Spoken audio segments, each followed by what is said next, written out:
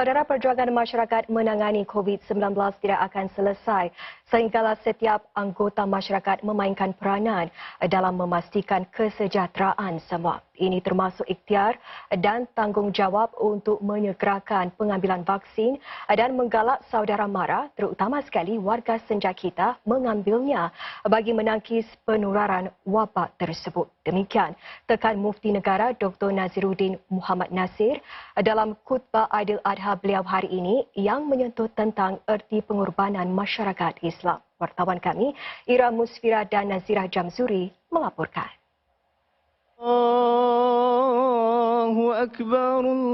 Seawal 7 sukuh pagi lagi, para jemaah sudah mula memasuki Dewan Solat Masjid Ar-Raudah bagi menunaikan solat Aidil-Adha. Kesemuanya, 750 jemaah dapat menunaikan solat di masjid ini menerusi 3 sesi solat di bawah protokol kesihatan dan keselamatan cukup ketat.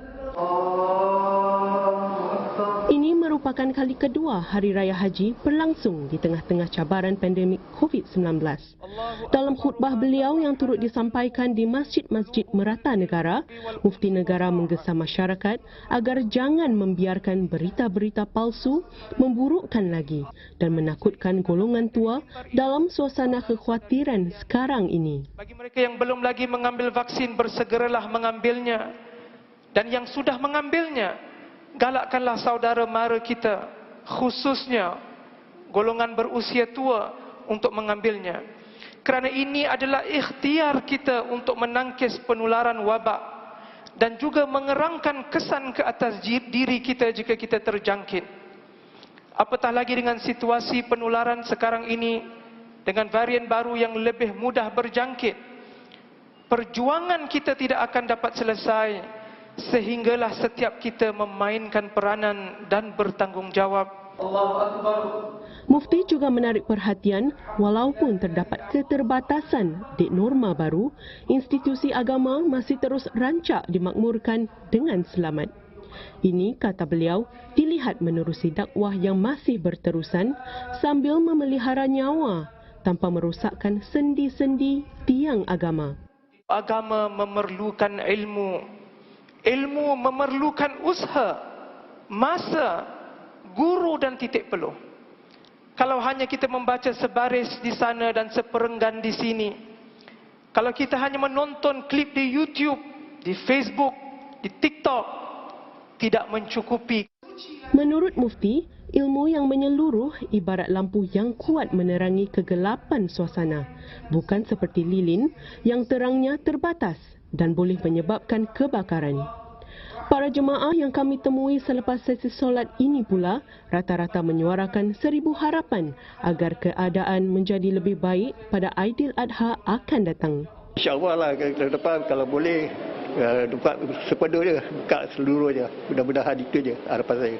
Semoga kita dapat meraihkan seperti tahun-tahun sebelumnya dengan ada ibadah korban dilakukan di sini dan anak-anak kita dapat sama-sama meraihkannya.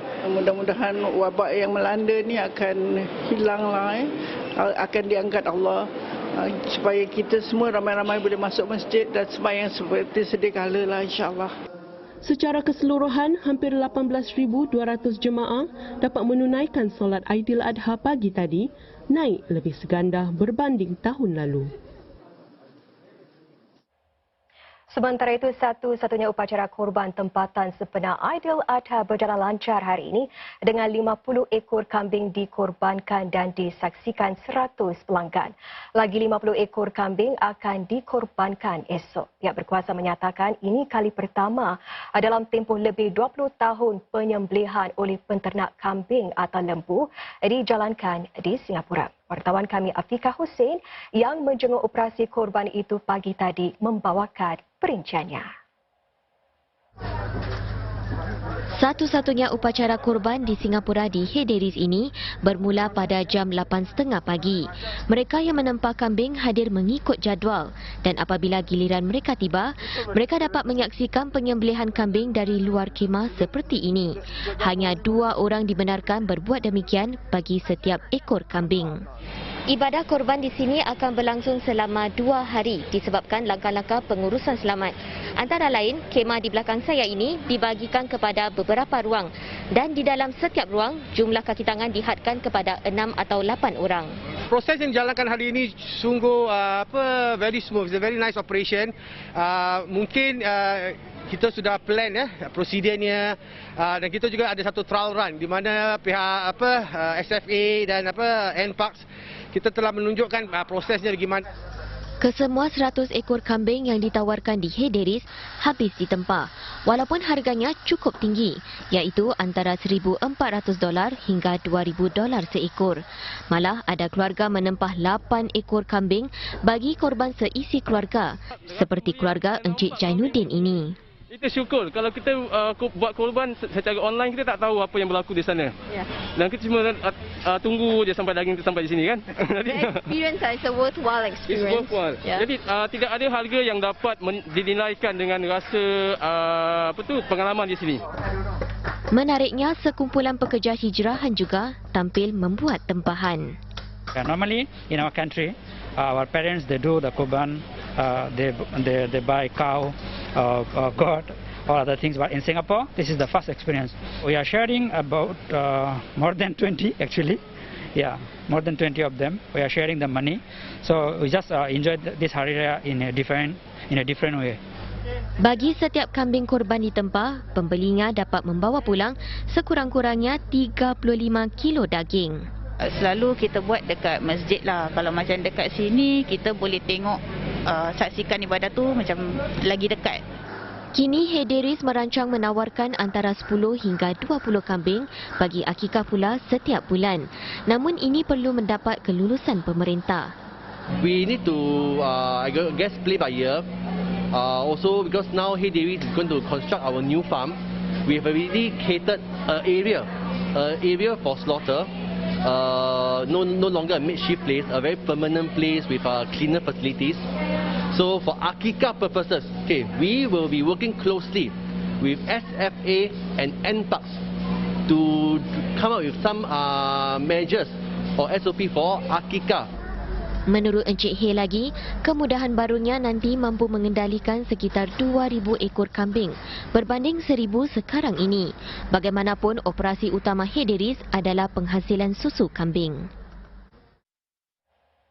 Di Arab Saudi, 60,000 jemaah haji tahun ini menyempurnakan rukun melontar Jamrah Aqabah siang tadi bagi syarat menanggalkan ihram. Ia merupakan lontaran pertama selepas meninggalkan Padang Arafah malam semalam dan singgah di Muzdalifah untuk mengutip batu awal pagi tadi waktu Saudi. Seperti tahun lalu, apabila pandemik COVID-19 melanda, ibadah melontar tahun ini berjalan dengan lancar dengan pelaksanaan langkah-langkah jarak selamat. Ini meskipun tahun ini jumlah jemaah haji ditambah kepada 60,000 jemaah berbanding 1,000 jemaah tahun lalu. Seperti tahun lalu juga, hanya warga Saudi dan penduduk tetapnya yang dibenarkan naik haji kali ini. Namun protokol kesihatan yang tinggi diperkenalkan, termasuk memastikan semua jemaah divaksin sepenuhnya. Ikuti selepas ini perkembangan mengenai kes pembunuhan di sebuah sekolah tempatan. Juga nantikan antara barangan kreatif yang dihasilkan menjelang ulang tahun Singapura.